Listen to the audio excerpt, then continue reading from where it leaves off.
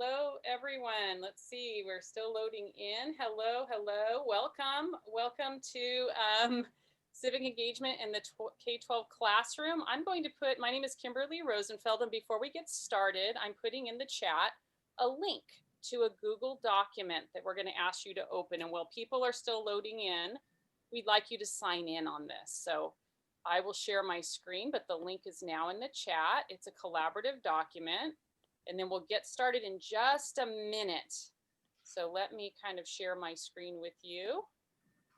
And hopefully you can not, here we go. So this is where you're gonna wanna sign in. Everyone can see that. So just take a minute or two and put your name. And if you would just share your institution and whether your role, faculty, student, or administrator. And if you have any questions, we have the chat. Feel free to post it in the chat and we'll get started in just another minute or two, just giving folks time to get in. So again, here's the URL. And if you can open this screen on the side, it's a participant guide. So we will be using this throughout our presentation today. I see Jerry Ramos is in there signing in. Thank you, Jerry. It says access denied. Okay, let me work on that. If you have access denied, let me work on that for you. Okay, hold on just a minute. I'm gonna stop sharing. And we'll get everyone to do that. Let's see. Sometimes, oh, okay. Let me,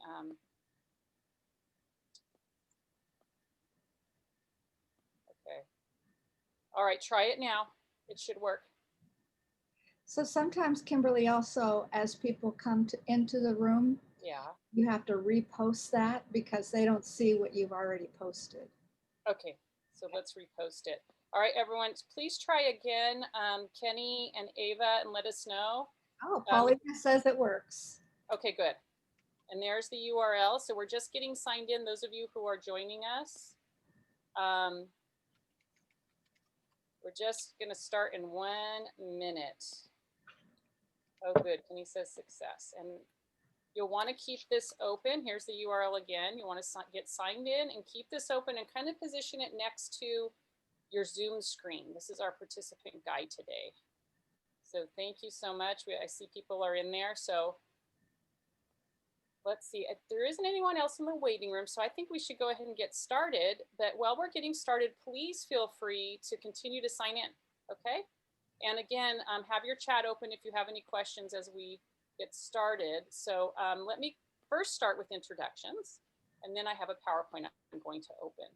So I'm Kimberly Rosenfeld. I teach at Cerritos Community College District. I am the Education Department Chair, and I also am housed in the Communication Studies Department. I'm here with my two colleagues and friends and partners in crime in the area of civic engagement and civic literacy, Patty Robinson, who's going to introduce herself in a moment, and Jan Connal. So Patty, would you do a brief intro?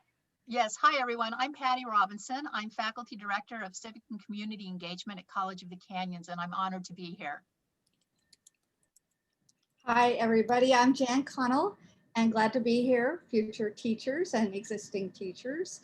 I am from Cerritos College originally, and I work as a part-timer there now. Was a full-timer for 40 years, also part of our teacher track program there, and a counselor. But right now, I wear the hat of an organization called 3CSN, which is the California Community College Success Network.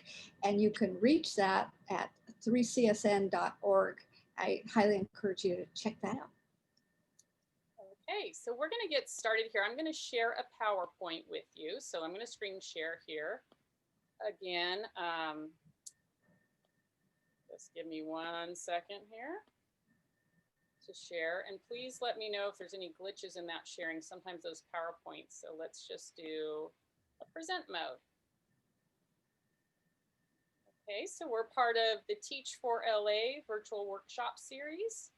And we are so happy, like I say, to be here. We'll be with you from 10 to 11:30 today. So let's go ahead and get started. Okay, hold on a minute. And you all, did that advance for you? You all see that? Okay, good. All right, so here on our first slide, we have all of our contact information, but you're also going to see that contact information is on the participant guide, which is that participant guide is for you to keep and download. And if after the presentation you want to reach out to any of us, you have our contact information there. Okay, so now it's a little slow when I try to advance it, so give me a sec. Here we go. So we have some images here that I want to get you thinking about, although I don't really need to probably push this too hard because we see most of it every day. We have a lot of crises going on in our world. We have housing insecurity and a problem with homelessness, especially here in LA. Seems to have gotten only worse over the years. Same with our forest fires. We seem to have more aggressive and pervasive fires each and every year. And then, of course, we have an ongoing problem with fake news or news that we don't know where it's coming from, and manipulation through social media. So we're faced as educators with a lot. But then we also had COVID-19 hit us, right? That was the last thing we really needed in our world. And now we are living in the midst of this pandemic. What has this meant for our schools? Well, here's some recent headlines. This school year has been unlike any other. Some examples of how the world of education has responded to the pandemic. I think we're all still in this grand laboratory of trying to figure out how to make this work, right? At all levels, K all the way through college level. Why COVID-19 will explode existing academic achievement gaps from the Washington Post. There's another one. The pandemic has parents fleeing from schools, maybe forever. COVID-19 is a catalyst for families who are already skeptical of the traditional school system and are now thinking about leaving it for good. The Atlantic. And finally, what will happen to education when COVID-19 pandemic is over? The Washington Times. So with all of this, that it's coming at us at once, how can we best serve our K-12 students amidst all of this unrest? This is where I'm going to turn it over to Patty. So one of the things that I want everyone to think about is that there are two very important documents that I highly, highly recommend that you all take a look at. These documents are incredibly important, not only for higher education, but specifically for K through 12. And that would be the document on the to my right, the Guardian of Democracy. A Crucible Moment was written in 2012, and it has really been the primary publication that is guiding the work of civic engagement in higher education right now.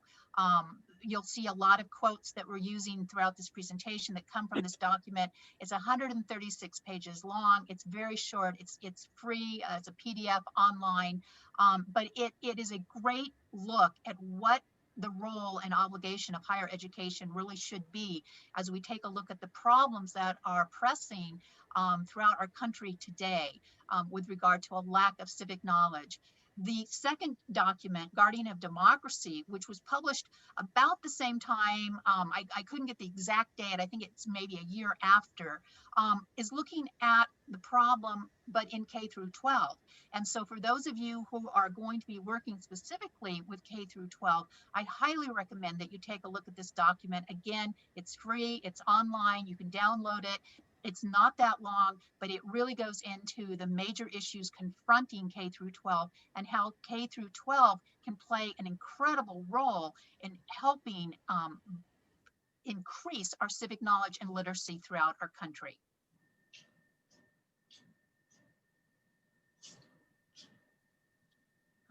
So when we talk about civic literacy, what is the exact definition? And I want to sort of preface this by saying that we oftentimes use the term civic engagement. And the term civic engagement is oftentimes looked at in a broader context of making social change, using both political and non-political ways to affect our communities for the good of our communities, for the good of our nation, for the good of the world. Civic literacy is a little bit more specific. So this particular definition, again, comes from A Crucible Moment. It is the cultivation of foundational knowledge about fundamental principles and debates regarding democracy expressed over time. It's important that we consider these ideas both within a US and a global context. It is also the familiarity with several historical struggles, campaigns, and social movements that have taken part as a way to try and fulfill as well as promote and keep our democracy alive.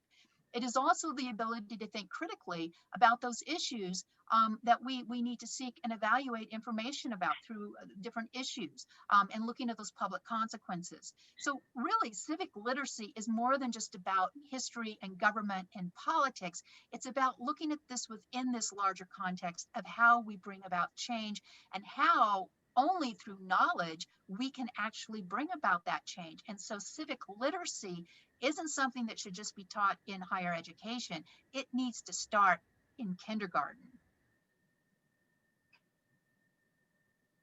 Okay. And so then the civic mission, which is also very much connected to this. Some of you have probably heard about the Truman Commission that came out right after World War II.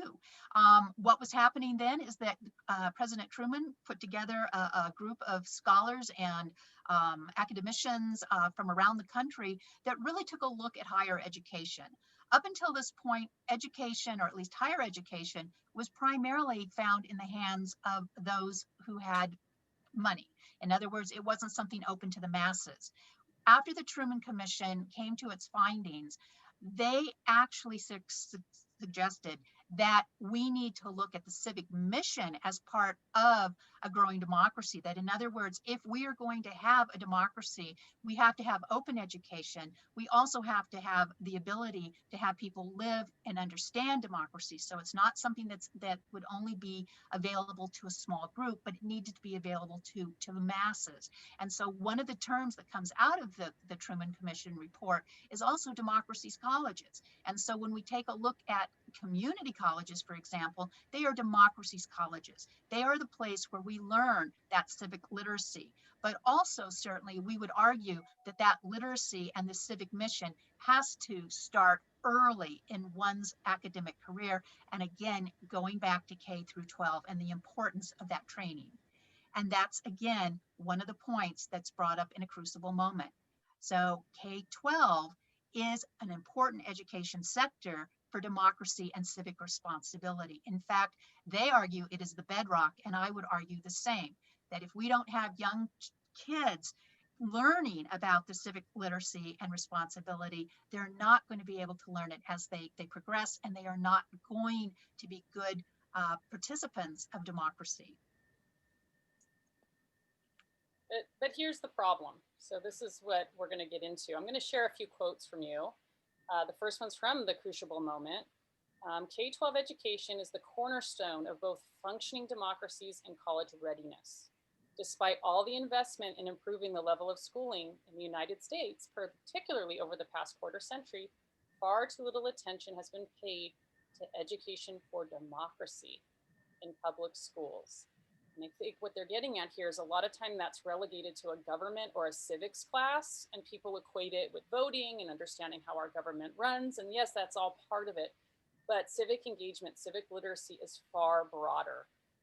A couple more quotes to share with you, again from a Crucible Moment. Unfortunately, the commitment to foster foundational knowledge about US democracy or to expand civic capacities to shape a better world. And I kind of want to land on that, a better world, right? We started with those problems, those big wicked problems that are plaguing us all.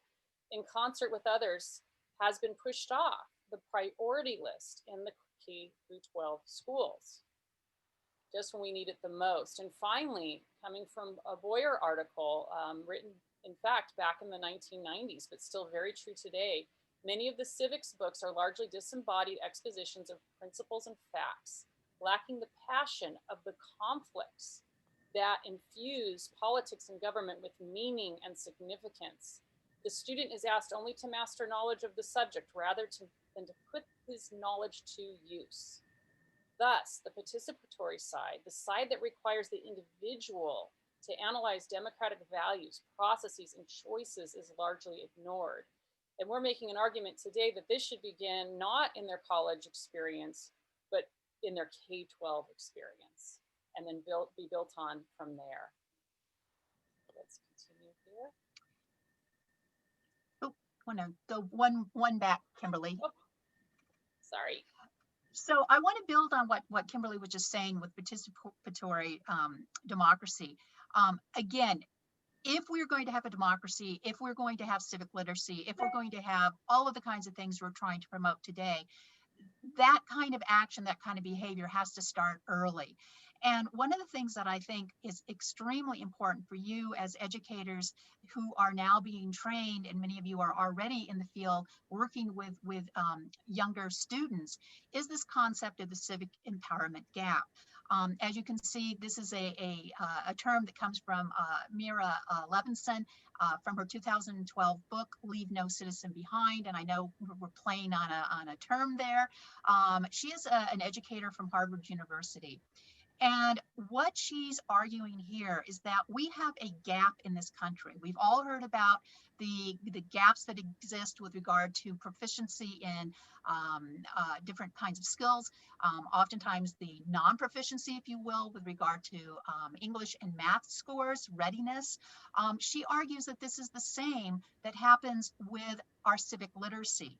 And she specifically is looking at this empowerment gap between minority groups, students of color, particularly those who are poor, and also in many cases first-gen students who in fact do not have the same abilities to navigate within our political system or even in our system period, because they don't have the kinds of skill sets needed through this kind of civic literacy. And so you can see that this is a very important topic that as educators we need to pay attention to, not only in higher education, but specifically in K through 12.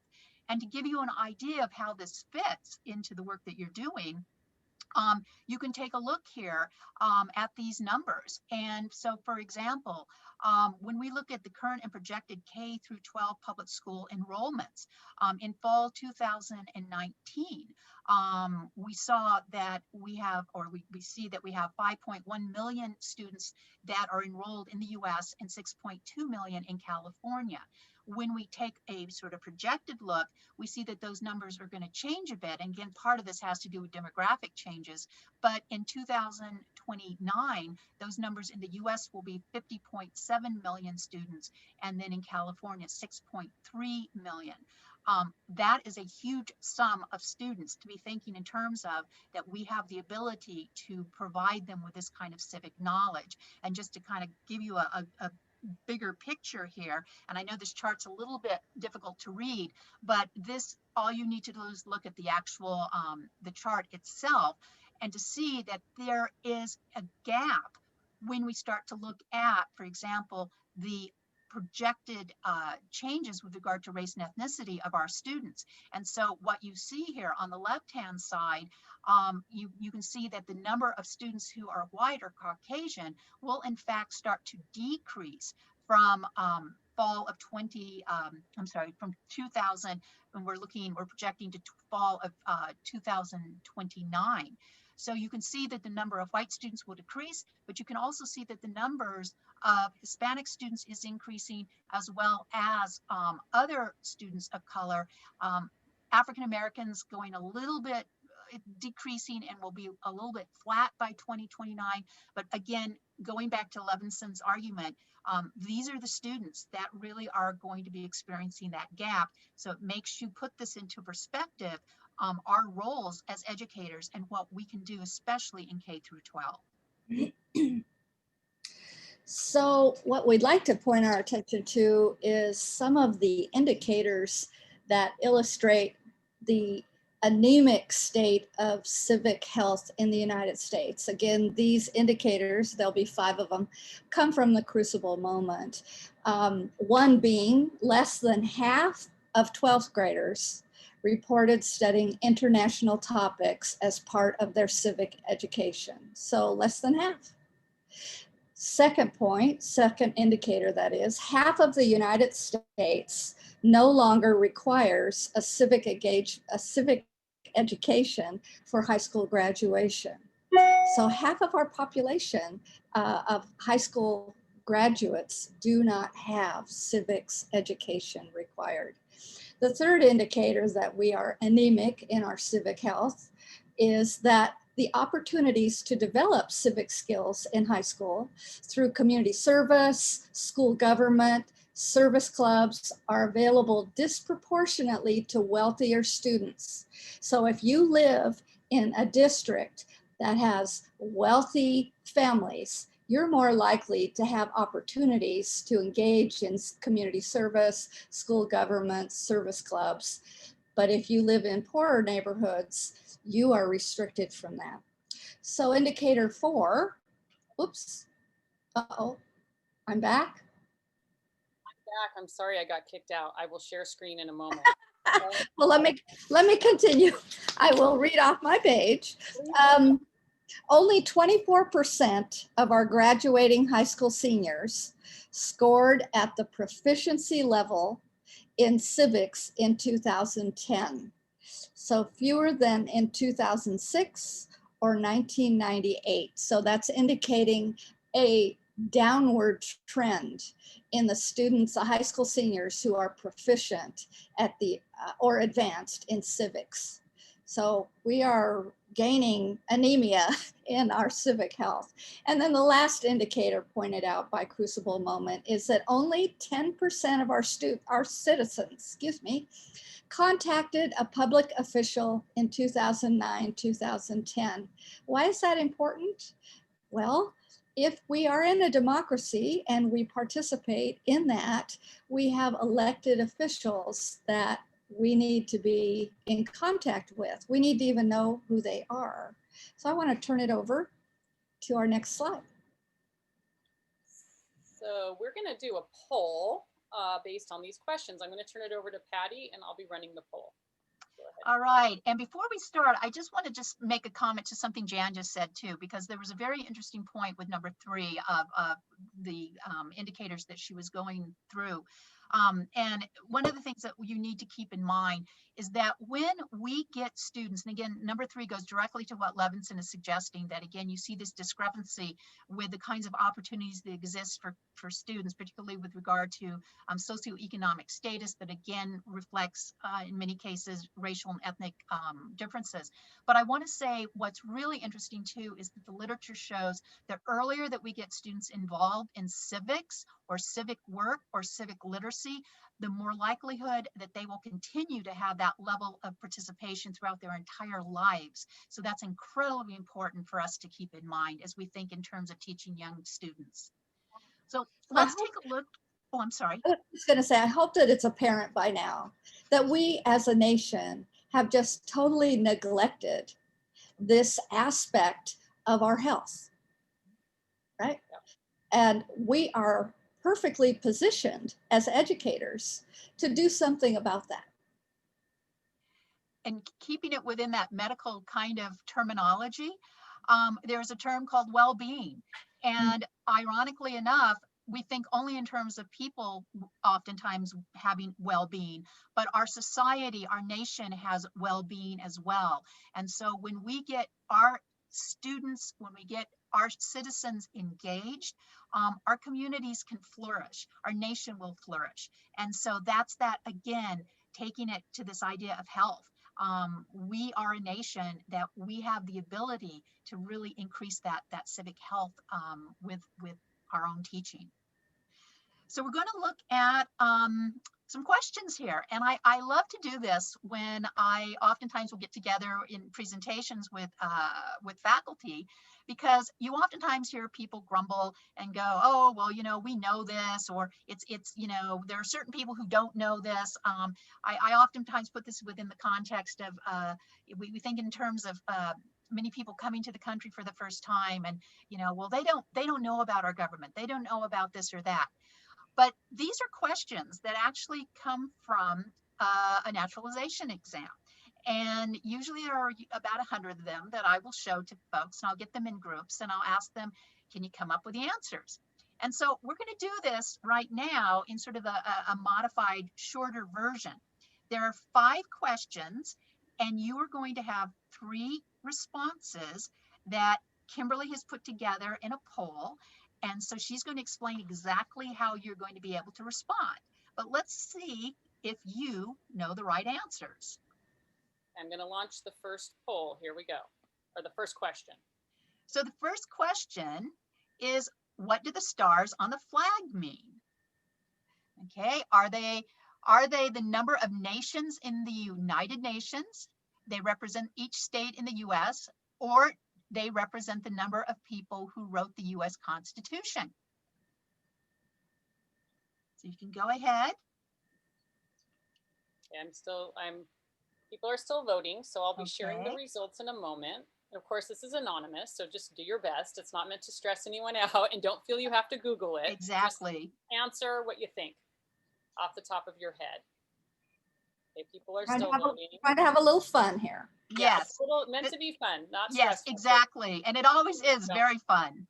Yeah, don't feel you gotta look that up or anything. Okay, I'm gonna give you all about 10 more seconds, and then we're gonna share the results. I'll end the poll. Okay. Okay, here we So go. do we want to do one question at a time here, Yep. Kimberly Yeah, and Jan? we're gonna do one at a Okay. time. Here we go. Here's my results. All right, so they represent each state in the US. 84% of you said yes, so, and that was the correct answer. So very good. All right, so let's take a look at the second question. How many amendments does the Constitution have? 27, 25, or 26? And again, don't feel you got to look this up. Just spitball it. Whatever you think your understanding is. I'll give everyone about 15 more seconds.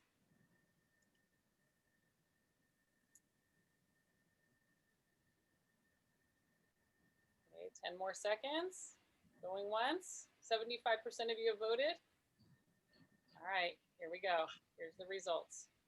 All right, so it looks like 61% said 27, 22% said 25, and 17% said 26. And the correct answer is 25. And I have to admit that when I was trying to remember myself this morning, I wanted to say 26. So the correct answer is 25. Okay, let's go to question number 3. So the third question, can you name the 13 original states? And we're putting which of the following was one of the original 13 states, which makes it a little easier. So you don't have to name all 13. Results are still coming in. How about another 15 seconds or so to, again, just.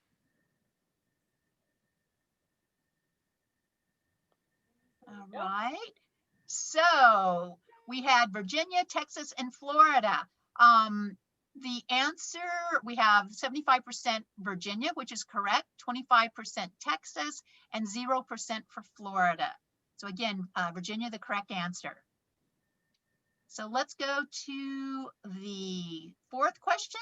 How many US senators are there? Are there 200, 100, or 50?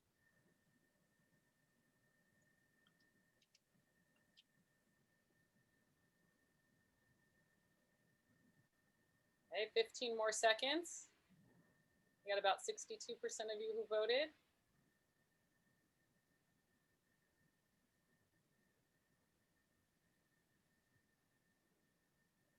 Okay, here we go. All right, so we had 200 at 5%, 100 senators at 89%, and then 11% of you said 50. The correct answer is 100. And it's interesting because there's been so much discussion about this with what's still happening with our political process after the election. All right, so let's go to the fifth question. Can you name the 2 senators from your state? But we actually here have the question reworded. Which of the following is a US senator from California? Dianne Feinstein, Adam Schiff, or Kevin McCarthy?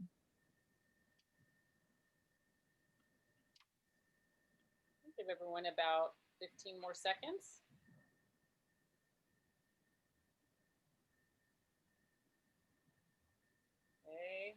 Going once, going twice. I'm gonna end the poll. Here we go.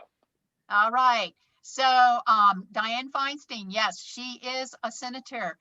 Schiff and McCarthy are not. So we had 70% for Adam Schiff and 17% for Kevin McCarthy. 67% of us could identify Dianne Feinstein. So interesting. You get the sense of how this works with regard to the citizenship questions. And what's really fun, if you do this in a class, and I've done it again in many situations, who do you think are the students or the faculty who can answer the most questions? They are the faculty or the students who have actually come from another country and have had to study for the naturalization exam. So the point being is that here we are, for the most part, most of us have been brought up in the United States. We've gone through our own educational system, and we struggle to answer these questions. So this gives you a really interesting kind of perspective on this idea of what we're trying to show you, that civic literacy is so lacking in our country. And again, think in terms of how many of us are, again, either we've already had or gone through college and have our degrees, or you're going through college, and again, weren't able to answer these questions. So just a fun way of showing that, yeah, we need to increase our civic literacy in our country. So continuing on that, we're going to talk about reinvesting in the fundamental civic missions of schools. And so this is some recommendations that have come out of a collection of documents. So I can't just, anchor it on one, but a lot of them are from the Crucible Moment. But I'm going to read through these with you. And I just want to get you thinking as I go through them of your own classrooms, the ones that you're in and the ones that eventually you will be teaching, right? So building knowledge of social issues and institutions to give students understanding of democracy. So it's not just teaching democracy as here's the Constitution, but the whole social, political landscape, right, that make up a democracy. It's bigger than that. 2, developing appreciation, open-mindedness, and capacity to engage in different points of views and cultures. So these are, getting people to look at things from like debating issues and debating both sides of those issues, looking at how different cultures are addressing some of these problems and unpacking that a little bit. It's getting people out of their perspective, right? And getting them to engage with other perspectives. 3rd, engaging in civic problem solving and experiences that are active and not passive. And I really want to emphasize that active notion of getting students to write letters or getting them to go out in their community and see what's going on with our environment, for example. Getting them to really get some hands-on experience here rather than just in the classroom and in the library, right? Part of us being democratically engaged is for us to be active, and it's important to model that in the classroom. Fostering civility. I think this is a really important one. How to disagree respectfully, right? How to agree to disagree and still be able to sit in the same room and have discussions. Ethical integrity and mutual respect. Something that really needs to be taught as part of being that democratic citizen. And making connections between what students learn and how they live. And I really like this one because so much our students feel that classroom is over here and there's no connection to how they live their lives. And there is a connection. Sometimes we need to make that for them or help them make that connection. And this civic engagement curriculum is part of doing that. Helps to make that happen. So I'm going to turn this over to Jan because now we want to get you to think about some of these ideas a little bit, and we'll be doing some breakout rooms. Jan? Right.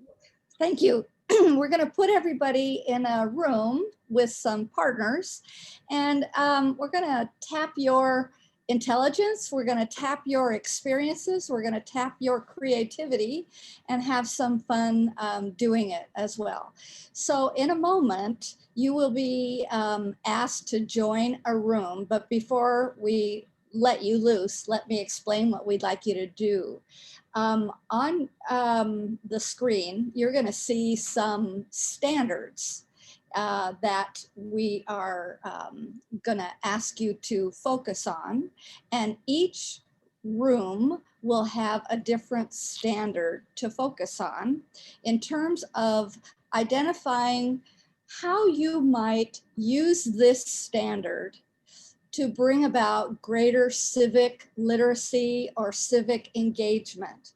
So for example, if you're in the room with the standard 6, we're going to ask you to talk with your partners in that room about how you might in your classroom work to assess how point of view or purpose shapes the content and style of a text or a piece of reading. But in that vein, could you contextualize, could you do that with the goal of helping students develop greater civic literacy or civic engagement? So we're asking you to find the intersection between the standard that you're going to be working on, along with using it to promote civic literacy and civic engagement. So Kimberly, could I get you to go to the next slide real quick? Oh, sorry. Whoa. Oh, Gosh. Okay. I think I've just lost something. So let me see. I'm Sorry, patient. guys. I think when I got kicked out of here, let me stop sharing my screen for a moment. I will get that up for you in just a minute. Okay. If you just want to. Oh, I found it. Here we go. Okay, I'm going to go to the next slide, and here we go. Let me share again. So sorry, guys. That's okay. Here we go. Yeah. Okay, so there will be some rooms that are dedicated to the science standard, and there are many standards on the linked document. Yeah. So if you're in that room, you can pick any one of those issues that you see on that document. The goal is to have you think about how you could do one of these things in the context of promoting civic literacy or civic engagement. So for instance, students conducting investigations, solving problems, engaging in discussions with teachers' guidance. So if you're the teacher and you're working with your students to do that, what ideas do you have? And the more concrete, the better. It'd be great for navigating students towards becoming more civic literate and engaged. So you will have a Google screen for you to actually write something, post pictures, whatever that characterizes your discussion. So if I could get you off of the participant guide, once you are assigned your room, you will open that link and you're going to go to the slide that corresponds with your group, your room number. So you will see at the top of your room the number that you're in. And I'd like you and your roommates to write only on the slide that is coordinated with your room number. I hope that makes sense. If you have any problems, once you're in the room, there's at the bottom, you can ask for help.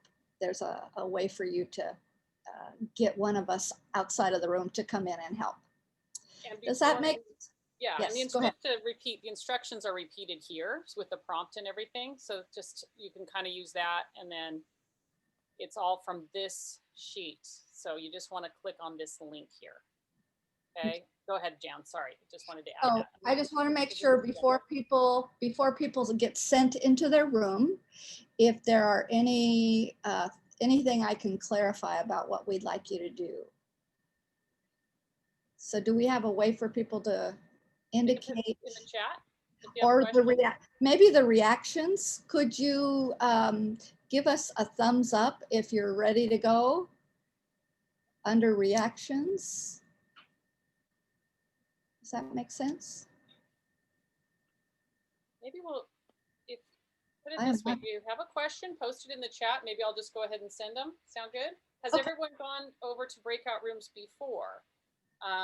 just in case you haven't, I'm sure a lot of you probably done this, you're going to get a screen's going to come up that's going to ask you to click on it to accept, and you'll be taken to the other room. And then I'll be broadcasting your time signals. We're probably going to give you about hopefully 15 to 20 minutes. We'll see how it's going. And again, there's a mechanism you can call us in if you have questions. Okay, so I'm going to create the room. Oh, please put the link in the chat. Here's a link to the collaborative document. There you go, Irene. Yeah, so if any of you joined late or got kicked out like I did, the chat gets reset. So I put it in twice. All right, I'm going to send you now. Ready? Here we go.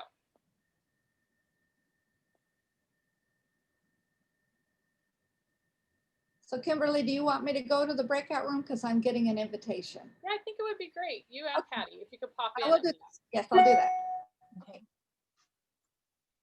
Oh, one guy is by himself in room 6. No, we got 2 people in that room. Okay, I've got 4 in another.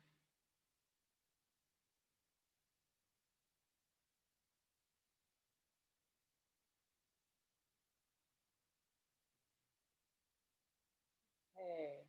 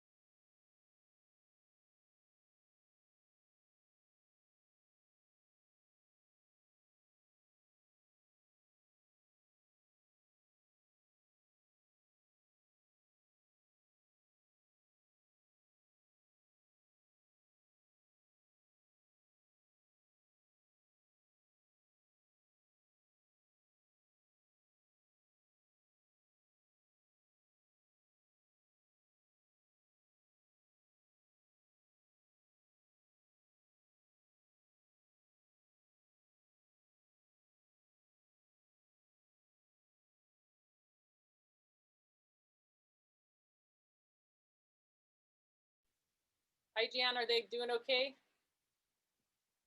Oh, you're muted. Hold on, you're muted.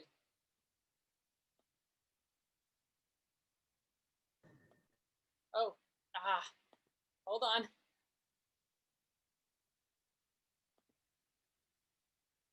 Okay. You're back. Okay. So Patty and I were put in the same room. So I thought, well, maybe I'll go to a different room.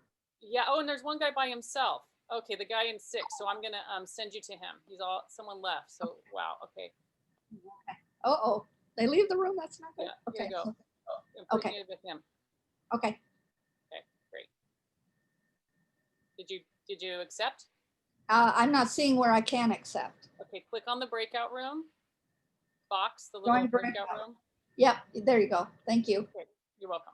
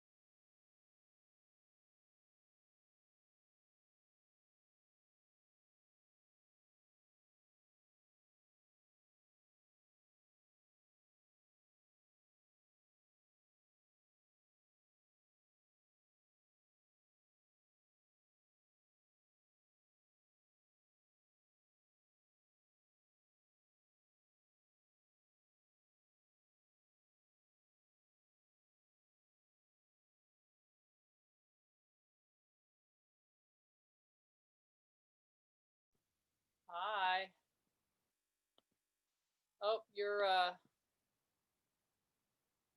hold on. I brought Kenny back with me. Okay, do you guys want to join another group, or are you guys pretty good? Well, I should say Kenny came up with great ideas. And so I know that for our slide, there should be ample on there. I don't have the other document up. I will pull it up.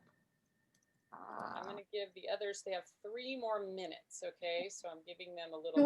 Do we have something on all the slides or no? You know, I can screen share with you guys. We could take Well, I can pull it up. Yeah, we do.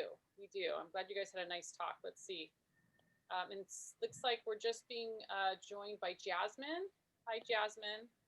Hi, Jasmine. Good morning. Hi. Hello. We're just finishing up in breakout rooms. So I'm going to bring everyone back in another minute or two.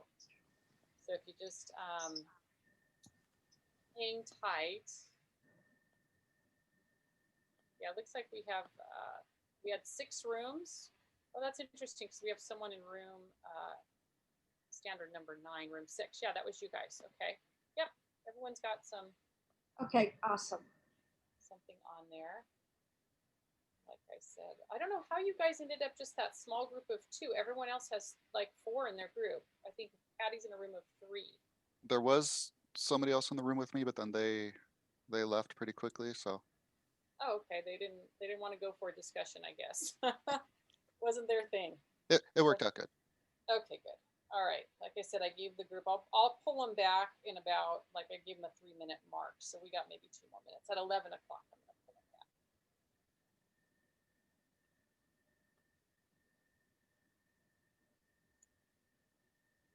You guys can kind of check out if you pull open the PowerPoint, you can see folks are adding images and some really cool stuff.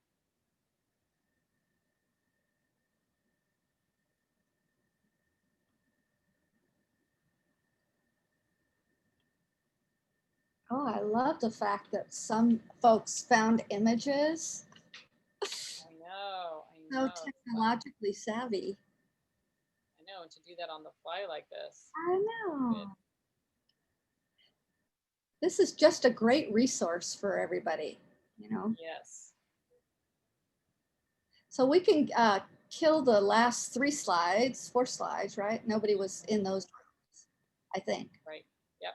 I'm calling them all back now. They have 1 minute to come back. Hi, I want to know if I could have the link to these slides that they're discussing about. I'm going to give you a link here to a participant guide where you can sign in, and you'll also get a link to the PowerPoint we're talking about. So if you open the link I just put in the chat, you scroll down, you want to add your name and your college and your role. And then if you scroll down from there, you'll see breakout rooms. Please open this link. And that's where you're going to get to the PowerPoint.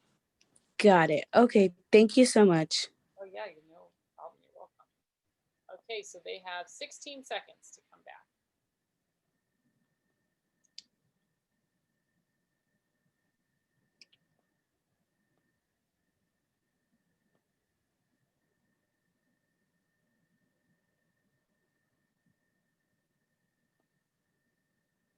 Okay, everybody, welcome back. Sorry to pull you from your rooms, but hopefully you had enough time to, get some thoughts down on your slides. Looks like you did, and we would love to hear out from some of the groups, and maybe we could get through all 6 slides if we're brave about it. If everyone wants to say a few words. So I'm going to turn it over to Jan. And have her facilitate this part for us. Yeah, so hopefully we are ready to rock and roll. I'm just going to go down the slides and see if somebody is willing. You can unmute yourself, willing to just share one key kernel of good work that you did so that we're sharing the wealth of knowledge, because I know that you came up with great stuff. So I'm going to go to room 1. With Reggie, Irene, Nicole, and Miriam. Who would like to speak about what you came up with? Just one good idea.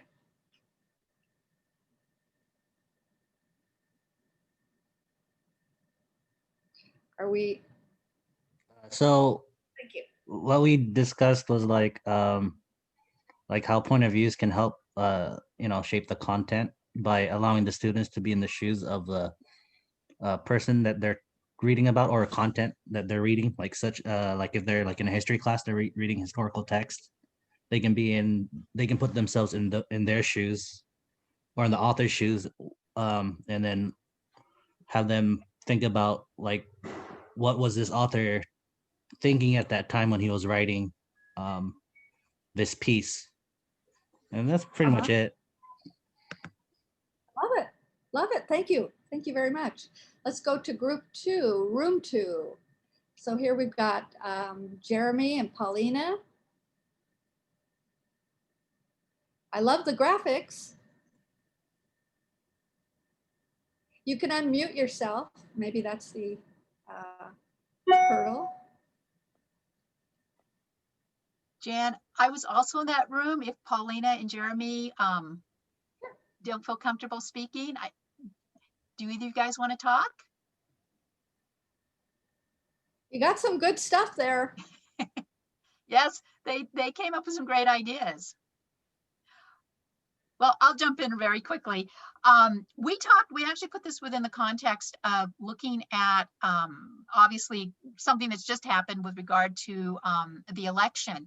And Paulina is teaching or being trained to teach in elementary school, and Jeremy wants to teach high school. So we use that as a way of looking at how you could use diverse grade levels and still concentrate on obviously the election or voting. And so we spent a lot of time looking at talking about how to look at sources critically, how, for example, you could take the quantitative component with a lot of the data that's coming out with regard to who voted, who didn't, and that would really bring us back to kind of show a little bit of what we've already been talking about with these differences between ethnic, racial, diverse groups. And so we really use that as a way to bring in both grade levels. Love it. Love it. Thank you, guys. Let's go to room 3. We've got Sarah, Versil, Marisol. So we talked about, because it's all about evaluating and looking at the validity of text. So we talked about taking like 2 newspapers with different points of view, having the students read both, and then discuss why the author wrote one or the other a different way, and then possibly taking it a little bit farther and looking into the background of the information of those authors and seeing how that impacted it. It's also came up that, a lot about the fake news and the election and stuff like that. Yeah, yeah. So important today, isn't it? Yeah.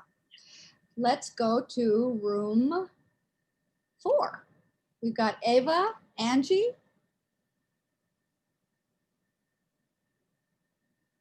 I love the graphic. Allison's Awesome. in there too. Oh, Allison, I'm sorry. Yeah. So if you're muted and you're talking, you need to unmute.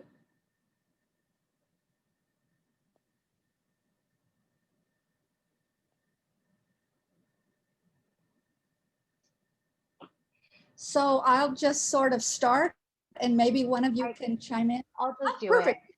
Thank you. Sorry.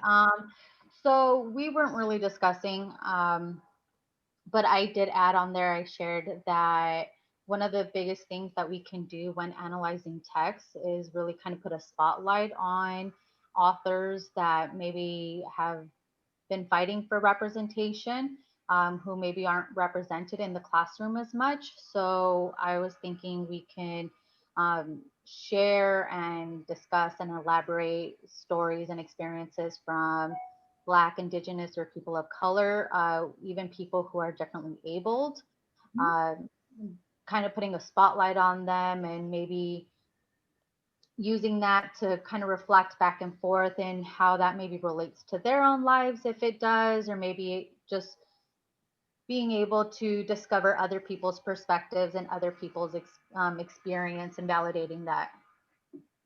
Love it. Love it. Excellent. Excellent. How about room 5? We've got Yamil, Milani, and Andrea. You got the science page. And I love your graphics. I'm impressed. So Yamil, you want to speak on behalf of your group? We were basically talking about how students should do hands-on projects for the community and how our population is affecting the climate of our world, and having debates and discussions. When having debates and discussions, we should have students on different sides of the debate so they can understand all the sides. Nice, nice, nice. Love it. Thank you. And Kenny, we're going to you to represent room 6. Yeah, my group nominated me as a speaker. Alright. So for this one, like it's been said earlier, reading multiple viewpoints on the same topic or issue, you get to see how it affects different people or groups of people, because oftentimes we only get to see one side of the story. In terms of history, it's generally who ended up winning. So we don't get to see the full story, and without knowing both sides, we're not able to make a really informed decision. A couple other things that we came up with is look into the background of each author and see if any of that influenced their viewpoint and why they wrote what they wrote. And then beyond just text, look at different types of media. So watch different news channels. For social media, there's Twitter, and then a lot of Republicans sound like they've gone over to Parler, which is like another Twitter media, I guess. And then different news sites like BBC or Fox News or CNN, stuff like that. So just try to get multiple viewpoints to kind of get both sides or multiple sides of the story. Thank you so much. These were great, you guys. And you will have, I mean, you have the link. And so you can keep that link and riff on that off of these ideas for your own use. We'd love to see that. We, as you can tell, we really want our educators to feel inspired and empowered to bring civic literacy and civic engagement into their professional responsibilities. Right. So go on. Yeah, can I add a few things? I just noticed how many people were focusing on teaching perspective, right? And I think that is so important, especially at a young age, right? Some of these kids, they only know their little worlds, right? And right now it's our little Zoom worlds at our own homes and from our own positionality. And I think when you get them to read texts with different perspectives and life experiences, not only from different culture, but within our own culture, right? In the with the goal of promoting understanding and perspective taking in a way, and empathy, right? And kind of like this ability to disagree. You know, we can agree to disagree, and it's okay, and to formulate your own opinions around things.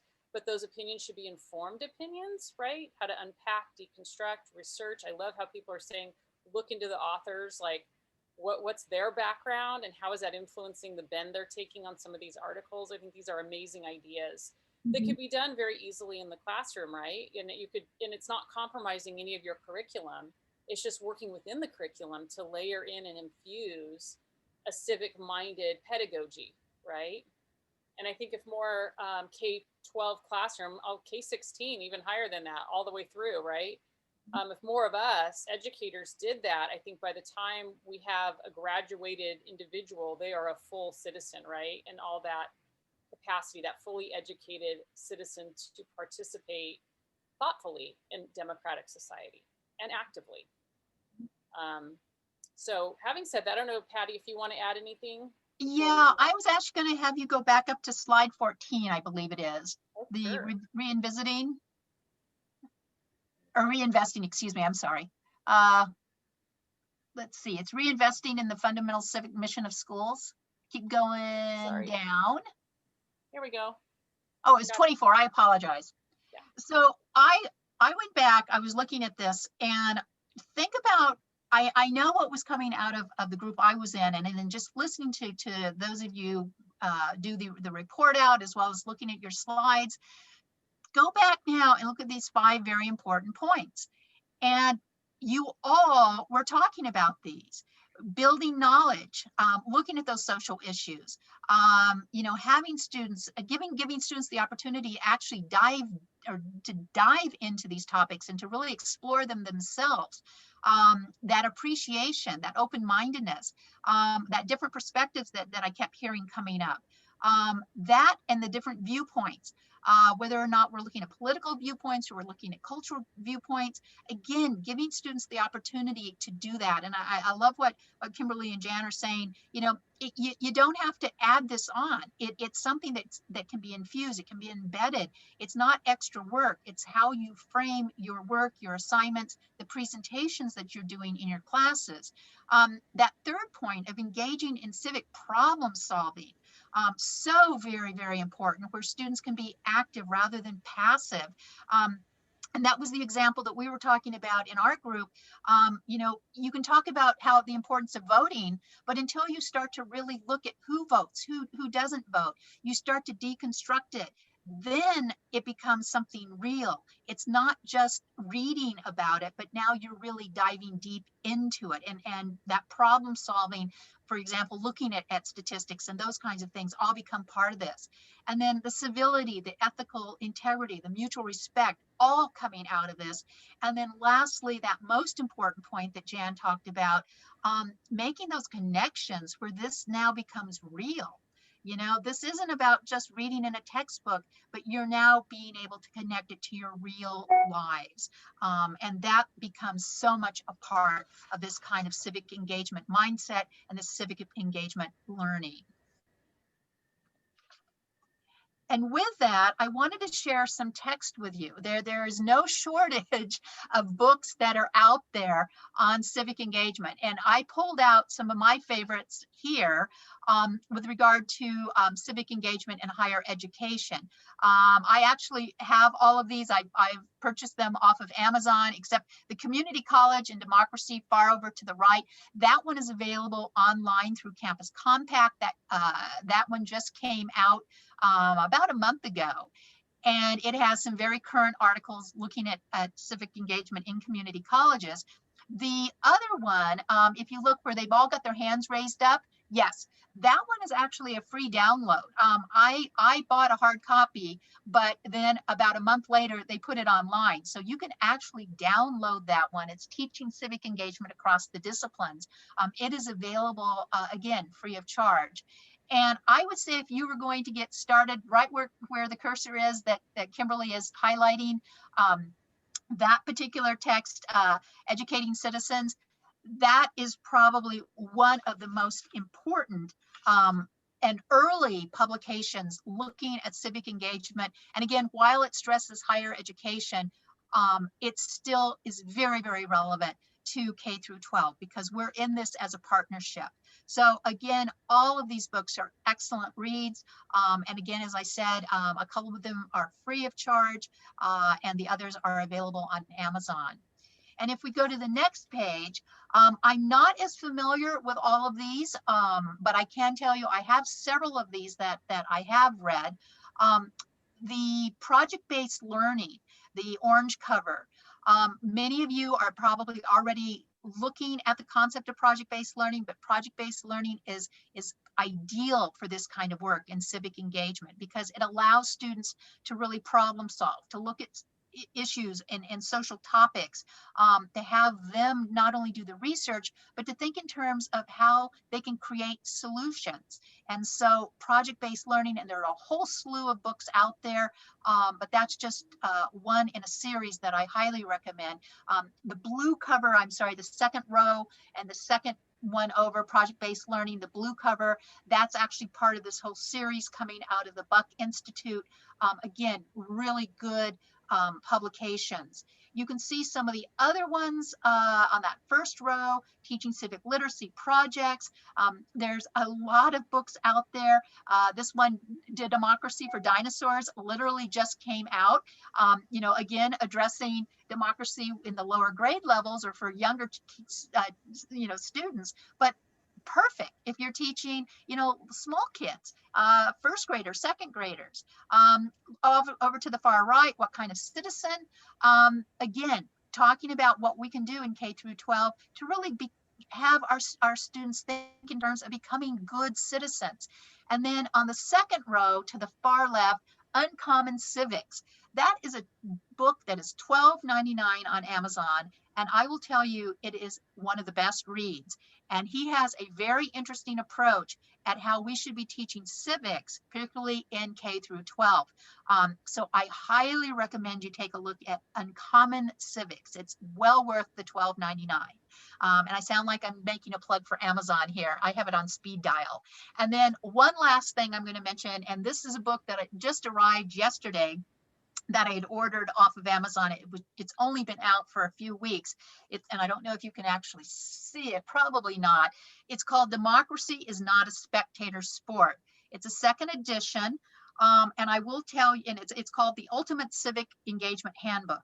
And while I just started looking at it this morning, the author, who is, his name is Arthur Blaustein, while he is not particularly nonpartisan in his introduction, the book is full of resources with regard to organizations, particularly if you're looking at where do you send students or who do you contact.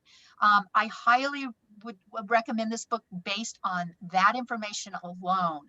So again, Democracy is Not a Spectator Sport, a great resource, I think, just with the organizational component of the organizations that are listed.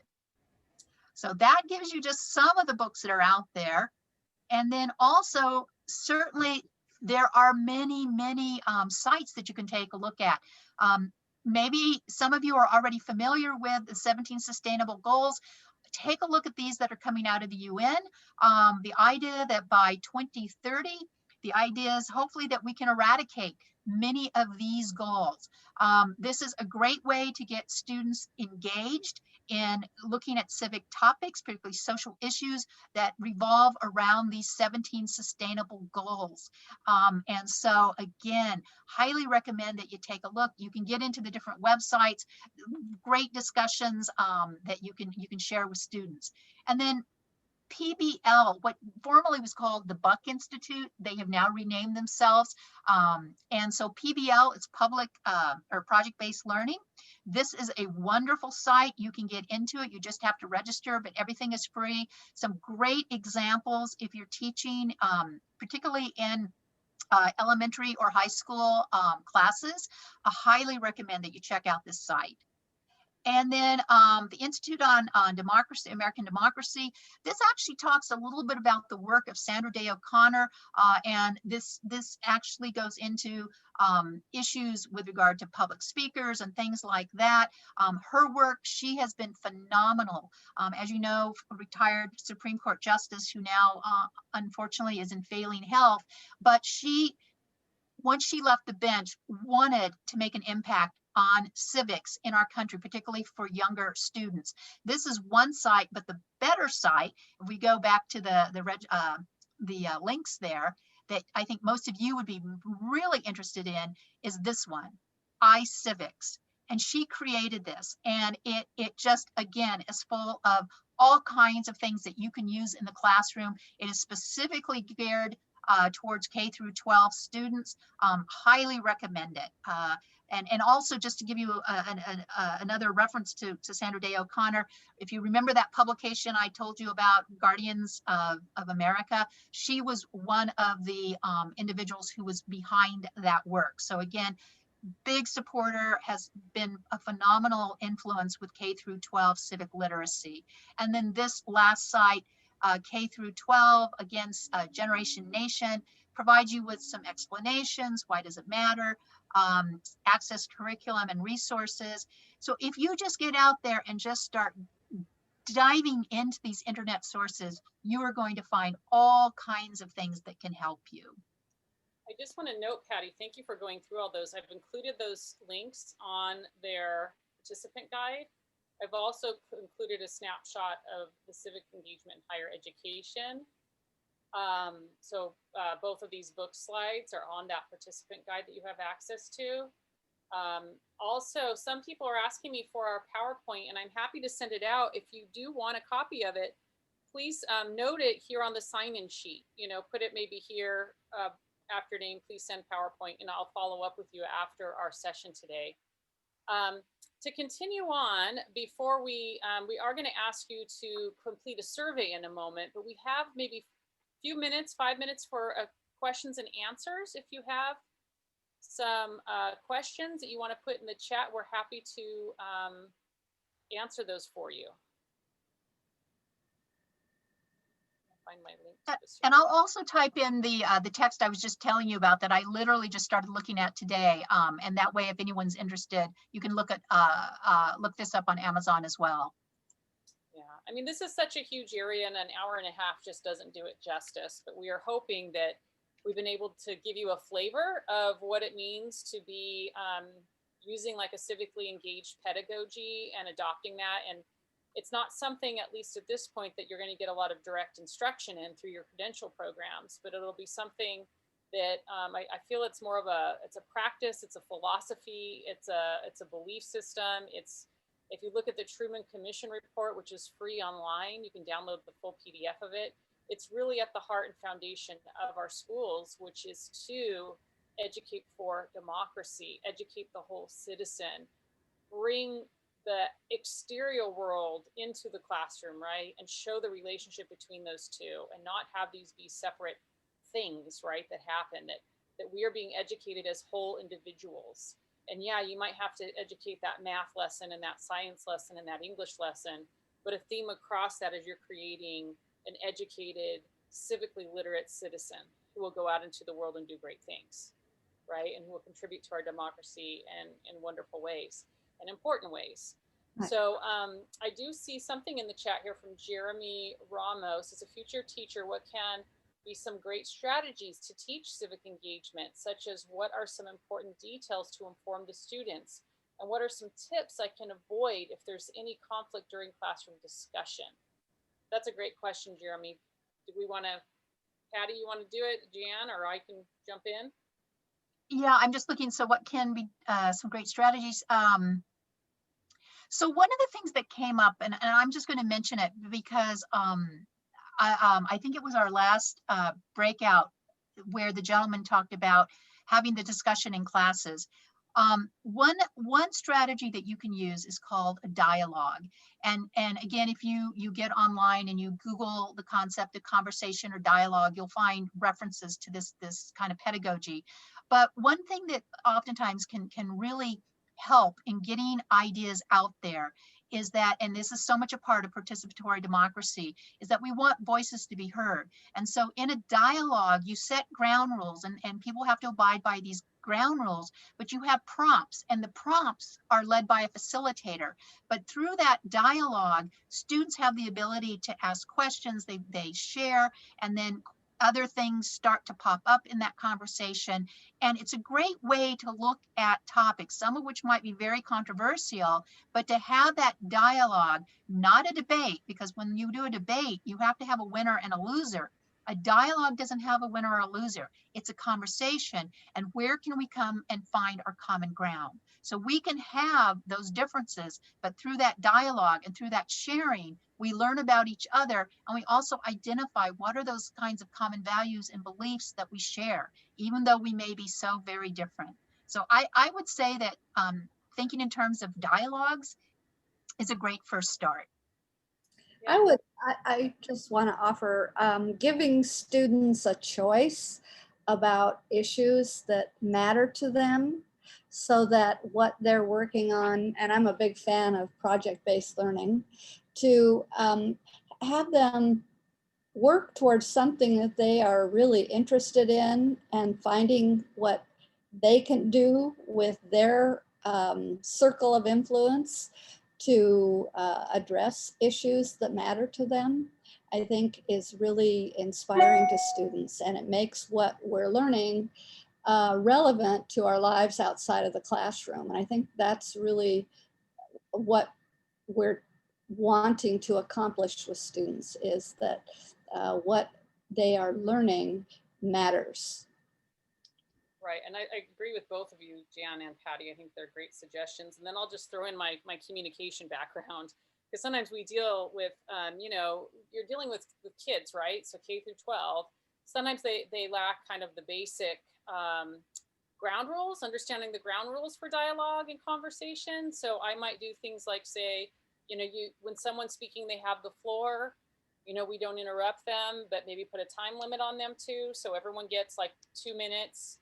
And then another one I really like to do, even in my college classes, is before they can reply, they must paraphrase what the person said before them. And paraphrasing is just putting in your own words your understanding of what they're saying. And what does that do? That forces listening, right? It forces them to make sure that they are responding to the actual argument that was made. It gives opportunity to correct any misunderstandings. And so I would say get like 3 or 4 ground rules to set up the dialogue that teaches them these kind of things that we as adults kind of have internalized at this point, right? I think that would be really helpful too. Maybe we have 3 more minutes. We can take maybe one more question, and then I'm going to show you the survey. So we do have a little survey for you to fill out. We'd love you to do that before you leave today. Any other questions that we can answer for you? These are great. Thank you, Jeremy, for posting. Okay. Well, I'm going to take us to the survey, but you can still have a minute to put a question in there if you want. But this will take you about 3 minutes. This is our survey here. The only tricky part is when you scroll down here, you got to find the name of our session, and it's really long. So we're right here, civic engagement and the K-12 classroom. Okay. I do have someone asking if there's certificates that are awarded. I'm not sure that we don't give a certificate for participating today, but we will note some of you are probably doing this for your field work hours. That's why the sign-in sheet is so important. So make sure your name's there, and we'll make sure we get this submitted to LA Teach. And I'm sure there's a mechanism there for them to make sure that they can verify of your participation today. So if you can do that, we'd really appreciate it. And we're happy to stay on the line until another minute or two and answer any questions you may have. But otherwise, thank you very much for joining us today. And we really hope that our hour and a half together with you has inspired you to continue your journey in this area. I don't know, Jan or Patty, if you want to say anything else. I couldn't agree more. And I just want to say thank you all for being here. This is a pleasure for us. It's a passion for us. And so we hope that we have excited that passion in you as well. So I just, that's okay. Sorry, someone's asking about the survey link. It's right here on the shared doc, okay? Someone posted it. Where's the survey link? It's here. Go ahead, Jan. Sorry. Okay, good. I just want to thank you all for either being teachers or wanting to be teachers, right? It is a wonderful way to live, and having spent 40 years in it, I just think it's a way of doing good in the world and being well yourself. So I know it's not an easy journey sometimes, but I want to encourage you to stay on the path and know that you're going to be able to influence and help a lot of people. It's just magnificent. All right. Thank you all. Have a great rest of your morning into your Bye-bye. afternoon. Thank you. Bye-bye, everyone. Bye, everybody.